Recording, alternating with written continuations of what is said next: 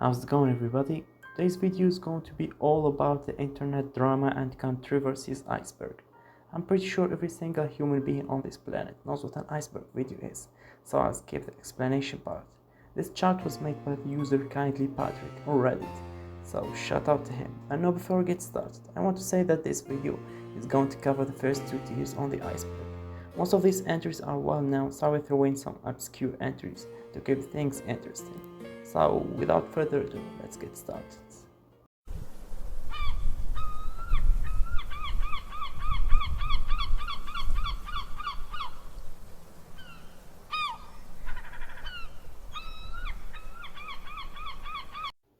Logan Paul Suicide Forest.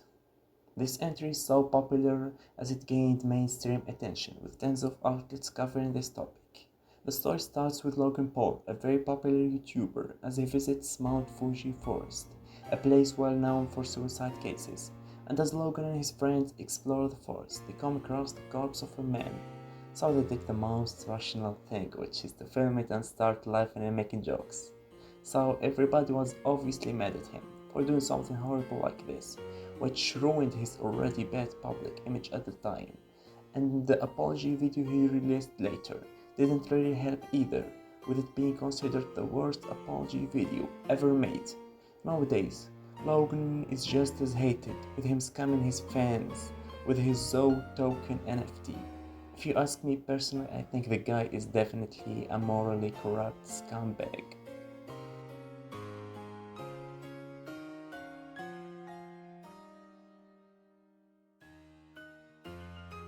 Mighty Number 9. Mighty Number 9 might be one of the most disappointing overhyped games of all time. It started off as a Kickstarter project made by Keiji Inafune, one of the creators of the fan-beloved Mega Man franchise. Mighty Number 9 was marketed as a modern spiritual successor to Mega Man. Its initial funding goal was around $900,000, which was met in just 2 days. After that, the Kickstarter would amass an impressive $4 million. And as fans patiently waited for the game, it kept getting delayed from its initial 2015 release date, which made it clear that the game was in development hell. Over time, fans started losing faith in the project, and the final nail to the coffin was when they started using the funds of the game on a completely different project. The game would eventually release on June 21st, 2016, with game critics tearing it apart and players making fun of the horrible visuals, flawed gameplay and all the bugs. Around that time, my dad actually bought me this game, and I remember playing like the first 3 levels before getting soft locked and never touching it again. So yeah, this game definitely sucks.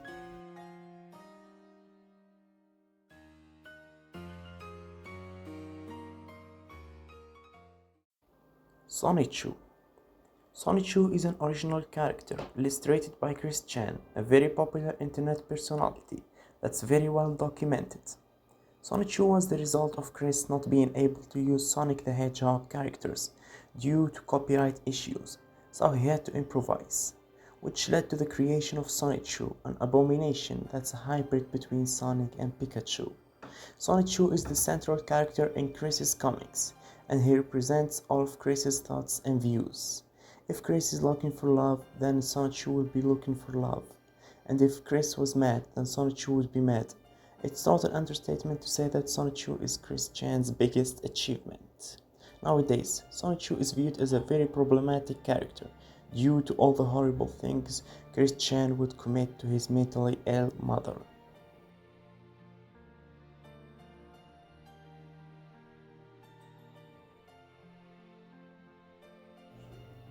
SSS Sniper Wolf vs Jax Films.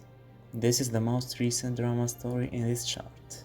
It started around April 2022 with the YouTube creator Jax Films after he criticized Sniper Wolf's reaction videos by calling her a content thief that barely reacts to the videos she watches. Sniper Wolf didn't like what he said, but the drama died down after some time until June 2023, when the YouTube creator's account on Twitter posted and asked people about the source of inspiration behind Sniper Wolf's videos. Only if Jack Films responded to suggest that she takes all of her content from fans while adding nothing of value. After some back and forth, This drama escalated into Sniper Wolf doxing Jack's films, as well as showing up near his house. She later released an apology on Twitter after she got demonetized, which was definitely not made with ChatGPT. After that, nothing came out of this drama.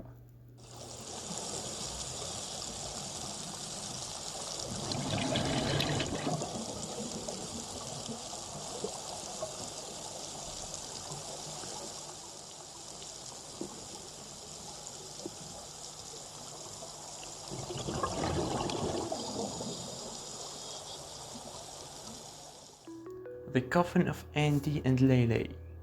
The Coffin of Andy and Lele is an RPG Maker game made by Namely for Windows and now co-created with Kit 9 Studio. The story has a branching narrative that can head in many directions. This game has recently gone viral online, with a lot of people upset about the problematic themes this game depicts, such as cannibalism and incest and many other creepy things. The first chapter was released on late March 2023, while the second chapter came out on October 13th, 2023. It didn't get a lot of attention on release, but over time, YouTube Let's Play channels started to pick it up and it quickly gained attention.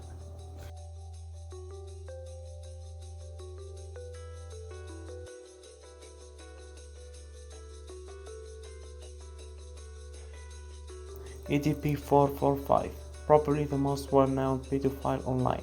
EDP445, also known as Dion Scott Wilson Eason, is an ex-YouTuber that used to be known for his Philadelphia Eagles-related rant videos, as well as reviews of movies and games. He started posting around 2010 and quickly gained fame because of his over-the-top personality and ridiculous titles such as "I flooded the toilet with Chipotle" and "Nearly shitted myself at school." He also became a part of a lot of memes, and there are even pictures of him and Tyler the Creator hanging out near a pool. But this popularity won't last forever, as around July 2020, new chats started to surface where he acted inappropriately around a 16-year-old and a 15-year-old girls. He quickly dismissed them as jokes, but people started to get suspicious. A year later, a viral video was published by the channel Predator Poachers that exposed EDP after he tried to meet up with the 13-year-old decoy, and when Alex Rosen, the owner of the channel, confronted him, EDP used the legendary excuse of his buying cupcakes to save his skin. Then he ran away. After that, EDP quickly removed all the videos on his main and secondary channels. Then YouTube terminated them, followed by his account on all other major platforms. EDP tried to save his online presence by posting and streaming on many smaller sites before also getting banned. This September, EDP was caught once again trying to meet up with yet another minor.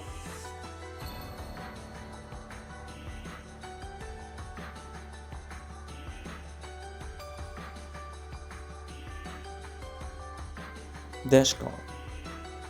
DashCon, also known as the worst convention ever, was a fan convention held at July 11, 2014, where users of the platform Tumblr would meet and discuss various books and podcasts.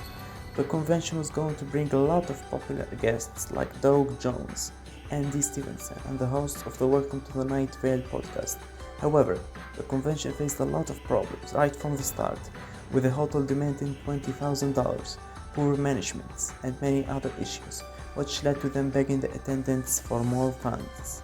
When the day of the convention arrived, the visitors were shocked to see none of the honored guests there, and a small bald pit in the middle of the massive empty space.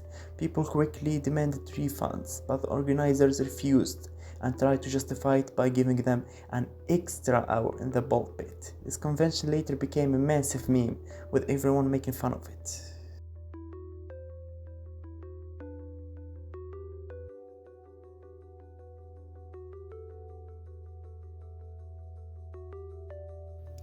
Content Cop.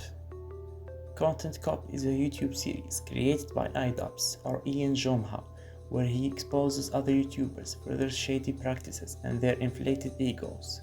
The series started in 2015 and had 10 episodes. It is well known for its edgy, over-the-top humor and the high production quality, and iDubbbz's ability to confront the YouTubers he criticizes. He made videos on many creators, such as Keemstar, Leafy is Here, and Rice Gun. This series would end around 2017, 6 years later. iDubbbz would remove all those episodes, claiming that they were hurtful.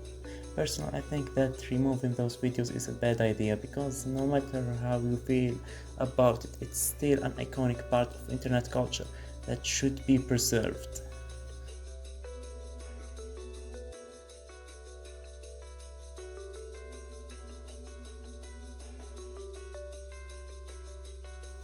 Super Columbine Massacre RPG. This game was developed by an individual called Daniel Dunn. The game obviously faced a lot of criticism for showing the Columbine killers in a sympathetic light and justifying what they did, while others appreciate a narrative that subverts expectations. The story could be divided into two acts. The first act shows the massacre, while the second act follows the two killers, Eric and Dylan, as they make their way out of hell, fighting enemies from the game Doom.